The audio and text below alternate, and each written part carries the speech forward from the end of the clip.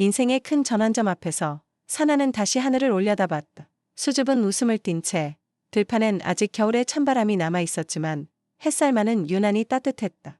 사나는 송아지 목에 매줄 새 밧줄을 챙기고 강아지 메리에게는 작은 돌멩이를 던져가며 함께 걸었다. 너희들은 좋겠다. 어디로 가든 이별이란 게 없으니. 사나는 말없이 들판을 바라보았다. 둘째 누나는 중매로 시집을 가게 되었다. 신랑은 이웃 마을 사람이었지만 서울에서 직장 다닌다는 말에 누나의 눈빛이 단숨에 바뀌었다. 서울서 산대. 이제 나도 서울 사람 되는 거야. 짐을 싸며 말끝마다 웃음을 달고 다니는 누나는 며칠 사이 완전히 다른 사람처럼 보였다. 사나는 일부러 툴툴거렸다. 서울 가면 뭐가 그렇게 좋다고. 그러나 마음속에서는 알 수 없는 감정이 꿈틀거렸다. 질투일까? 막연한 동경일까? 서울, 멀고 낯선. 그러나 어쩐지 끌리는 이름이었다. 너는 아직 안 가봐서 그래. 건물도 크고 사람도 많고 다 달라. 완전히 다른 세상이야. 누나는 눈을 반짝이며 말했다. 마치 진짜 다른 별로 떠나는 사람처럼. 그리고 떠나는 날 아침. 누나는 한복 위에 야른 카디건을 걸치고 가벼운 화장에 핀잔 한마디도 없이 곱게 인사를 건넸다. 잘 지내. 너도 얼른 따라와. 나중에 서울에서 보자. 사나는 말없이 고개를 끄덕였다. 마당 끝까지 따라 나가 보낸 누나의 뒷모습.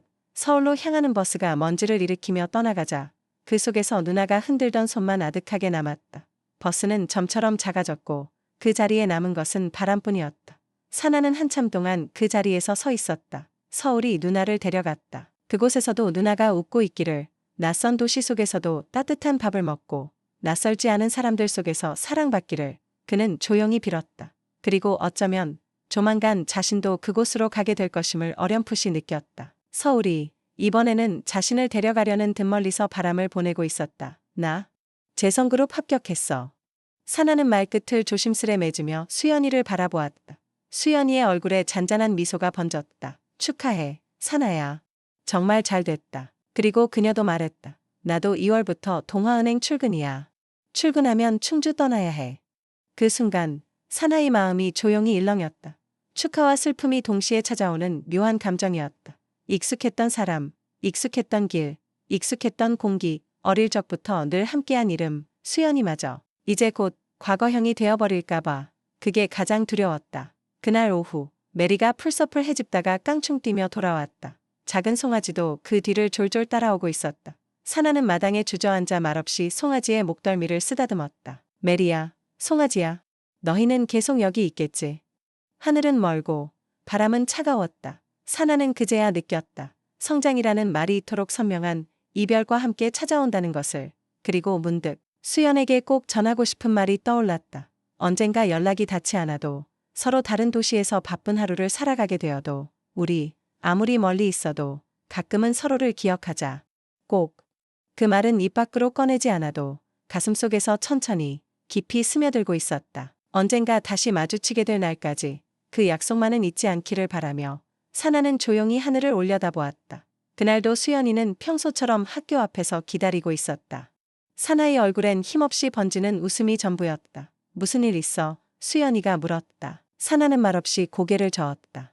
그러다 잠시 뒤 조용히 입을 열었다. 메리를 팔았어. 아버지가. 그 강아지? 너랑 자주 다니던 애? 사나는 고개를 끄덕였다. 도망쳐서 다시 왔는데 결국 또 끌려갔어. 아버지 말론 먹고 살아야 한다고. 수연이는 잠시 말을 잊었다. 그러다 조심스럽게 사나이 손을 잡았다. 사나야, 내가 메리를 얼마나 좋아했는지 알아?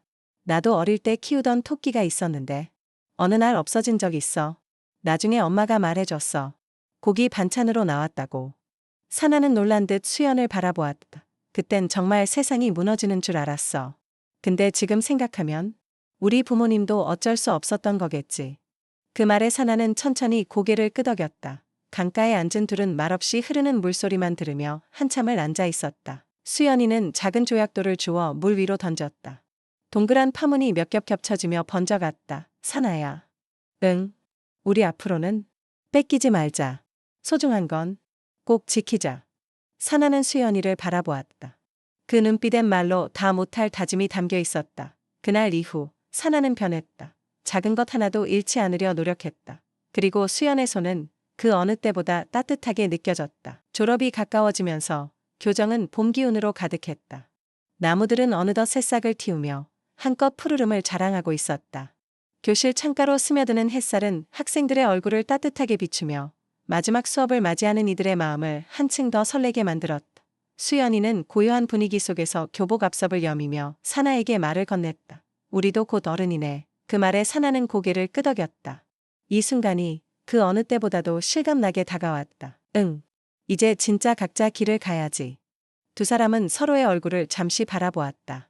말없이 흘러가는 시간 속에서 그동안 함께했던 날들이 떠오른다. 그 시간들이 그리움이 될까? 아니면 함께 걸어온 길로 기억될까? 서로의 마음속에 그런 물음들이 피어올랐다. 수연이가 말을 이었다. 서울은 무서울까? 사나는 잠시 생각에 잠기며 대답했다. 글쎄, 가보면 알겠지. 너는 은행에서 일하게 되면 멋진 정장 입고 고객들 맞이하겠지. 수연이는 웃으며 손사래를 쳤다. 에이, 정장보다 교복이 훨씬 편한데. 그녀의 웃음에 사나도 함께 미소를 지었다. 그 미소 속에 숨겨진 이 순간의 아쉬움과 함께 떠오르는 또 다른 기억들이 서로를 감쌌다. 그리고 졸업식 날, 교정은 이별의 향기로 가득 찼다. 친구들은 서로의 어깨를 두드리며 웃음과 눈물을 섞어냈다. 눈시울을 붉히며 마지막 순간을 함께하는 이들이 있었다. 사진관 앞에는 끝없이 줄이 늘어섰고 그곳에서 찍은 사진 속 웃고 있는 얼굴들은 나중에 각자의 길을 떠나면서 더욱 소중해질 것만 같았다. 선생님들은 눈가가 촉촉해져 있었다. 그들도 그동안 함께했던 학생들이 떠나가는 것을 아쉬워하며 마음속으로 여러 가지를 생각하고 있었을 것이다. 사나는 그 모든 순간을 마음속에 담아두었다. 그리고 나서 수연이에게 다시 한번 말을 건넸다. 서울에서 잘 지내. 나도 잘할 거야. 수연이는 고개를 끄덕이며 진지한 눈빛으로 대답했다. 응, 나도. 가끔은 서로 연락하자. 그 말에 사나는 미소를 지으며 고개를 끄덕였다. 그들의 길은 서로 다른 방향으로 펼쳐져 있었지만 마음만큼은 여전히 함께 있을 것 같았다. 사나는 수연과 함께 교정 뒤편으로 향했다. 햇살이 부드럽게 나무 사이로 비추고 바람은 고요히 나뭇잎을 흔들며 둘만의 시간을 만들어갔다. 발걸음도 말도 서서히 느려지며 이 순간이 더 이상 오지 않을 것만 같았다. 수연아, 사나는 조용히 말을 꺼냈다.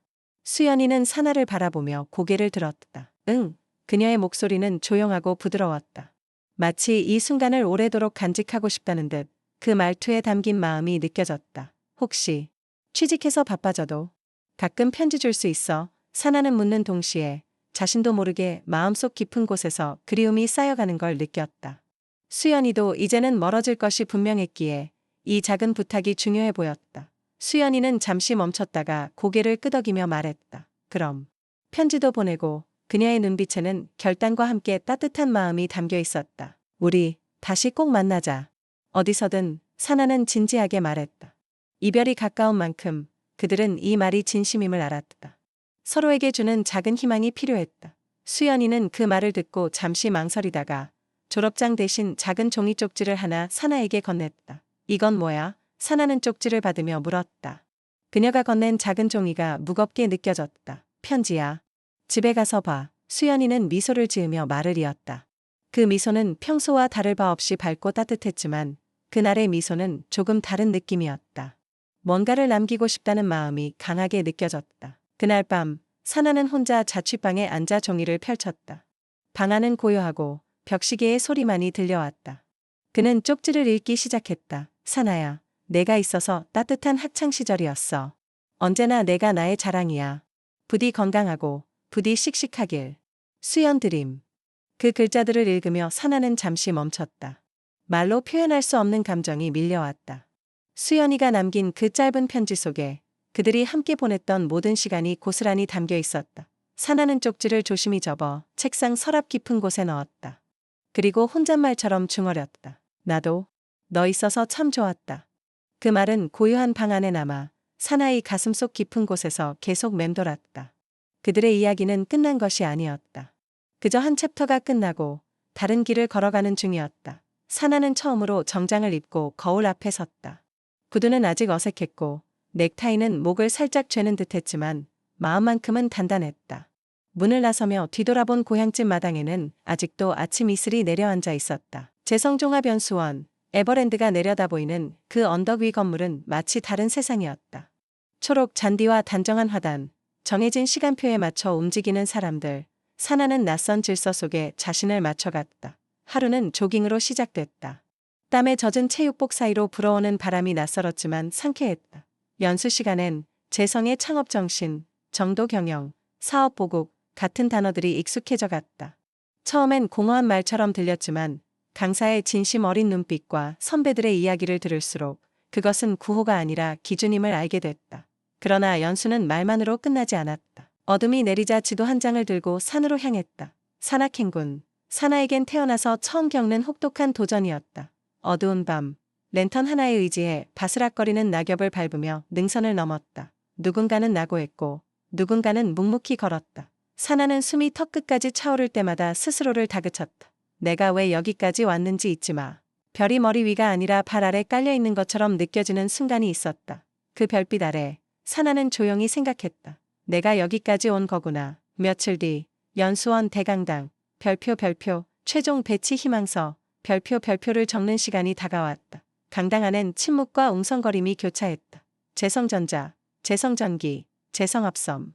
야망과 열정이 가득한 단어들이 종이 위를 메웠다. 사나는 고개를 숙인 채 고민했다. 많은 회사가 눈길을 끌었지만 마음속 어딘가에 자꾸만 떠오르는 이름이 있었다. 재성모직. 화려하진 않았지만 사람 냄새가 나는 곳, 실물을 익히고 차근히 올라갈 수 있는 현장 중심의 회사, 그리고 묘하게도 거기서 자기 인생이 제대로 시작될 것 같은 예감이 들었다. 사나는 조용히 펜을 들어 적었다. 재성모직. 며칠 뒤 명단이 발표되던 날, 김사나 씨, 재성모직 배정입니다. 축하합니다. 그 말이 울려 퍼지는 순간 사나는 무심코 하늘을 올려다봤다. 그리고 수연이의 얼굴이 떠올랐다. 따뜻한 눈빛, 교정 뒤편 나무 아래에서의 약속, 졸업식 날의 쪽지, 그리움과 각오가 섞인 마음으로 그는 다짐했다. 이제 나도 내 길을 걷는다. 수연아, 너 있는 그곳까지 닿을 수 있도록 정장은 조금씩 몸에 익어갔고 마음은 전보다 더 단단해졌다. 그렇게 사나의 인생 2막이 조용히 시작되고 있었다. 매일 아침 정류장에서 고단한 하루를 미리 짊어진 듯 구겨진 셔츠에 햇살을 털어내며 사나는 회사로 향한다. 서류 더미, 지시, 야근 그 속에서도 그는 웃는다. 작은 목표 하나하나 이루어가는 기쁨을 안고 커피 한 잔 속에도 희망은 녹아있다. 잘했어. 사나씨. 한마디가 어깨를 펴게 만든다. 상사의 질책도 동료의 한숨도 사나에겐 배움이 된다. 길게 보면 이 모든 것이 나를 키우는 시간이라 믿는다. 그리고 언젠가 자신의 이름으로 간판을 걸 나를 그린다. 사나담. 이라는 꿈의 조각이 가슴 속에 조용히 반짝이고 있다. 그래, 오늘 하루도 괜찮다. 내일은 오늘보다 더 나아질 테니까. 출근 첫날, 사나는 아직 어두운 하늘 아래 지하철역 계단을 올랐다. 서울은 분명 깨어 있었고 이미 무언가에 쫓기는 듯 바삐 움직이고 있었다. 서울에서 눈뜨고 코 베인다 선생님의 그 말이 떠올랐다. 사나는 목에 힘을 주고 서류가 든 가방을 꼭 쥐었다. 그래도 오늘은 내 첫 출근이니까. 회사 앞에 도착했을 때 이미 다른 신입사원들이 삼삼오오 모여 있었다. 어색한 인사들, 서툰 미소들, 누구도 완전히 편해 보이는 사람은 없었다. 자, 여러분. 우린 이틀 후부터 전국 사업장 오리엔테이션을 돌게 됩니다. 인사과 팀장이 말했다. 첫 번째 장소는 재성모직 대구 공장. 그곳에서 사나는 처음으로 공장 바닥의 먼지와 기계 소리를 마주했다. 기름 냄새, 뜨거운 열기, 그리고 묵묵히 일하는 사람들. 이게 우리가 팔고 있는 원단의 시작입니다. 생산팀장이 설명했다. 사무실에 앉아선 절대 안 보이는 게 여기 다 있죠. 다음은 익산 방적 공장. 거대한 회전기계 앞에서 귀가 멍멍해졌고 섬유가루가 코 속을 간지렸다. 내가 지금 보고 듣는 게 결국 회사라는 세계의 진짜 얼굴일지도 모른다. 밤엔 모텔에 여럿이 한방에 자며 짧은 얘기를 나눴다. 사나씨, 원래 지방 사람이라고 했죠. 충주요. 서울은 어때요? 빠르네요. 혼자선 좀 버겁기도 해요. 그 말에 모두 고개를 끄덕였다. 익숙한 듯, 낯설어하는 듯, 오리엔테이션 마지막 날, 사나는 수첩에 조용히 글을 적었다. 빠른 게 정답은 아니고 처음이라 다 버거운 건 당연한 거다. 그래도 오늘 하루를 버틴 나, 괜찮다. 창밖엔 버스 불빛이 흐르고 있었다. 멀리 누군가의 도시처럼 느껴졌던 서울이 이제 아주 조금 사나이 도시가 되어가고 있었다. 사나이 꿈 오늘은 여기까지입니다. 지금까지 오빠 말 좀 들어줘 채널의 아리수였습니다.